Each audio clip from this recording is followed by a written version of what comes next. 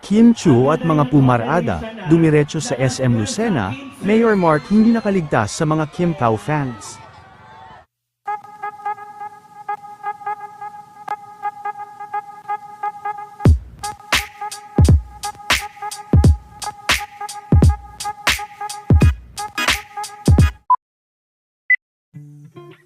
Matapos ang naging pag-ikot ng mga kalahok sa Grand Parade sa Pasayahan Festival sa Lucena, ay dumiretso naman sila sa SM Lucena dahil dito rin titignan at huhusgahan kung sino ang mapipili nilang pinakamagandang float sa nasabing parade.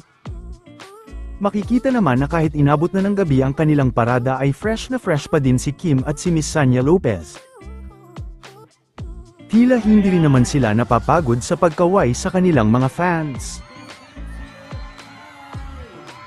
Hindi rin naman nakaligtas sa mga Kim Pao fans si Mayor Mark, at talagang may pabirong hirit din sa kanya ang mga fans ng Kim Pao. Ilan sa mga nakakatuwang komento ng mga fans ay, "Mayor, ayusin natin mga desisyon sa buhay, distansya o ambulansya, Kim Pasayahan Grand Parade." Oo nga naman Mayor, walang mayor dun sa BMC ni Sec Kim kaya mas mabuting umayos ka habang maaga pa.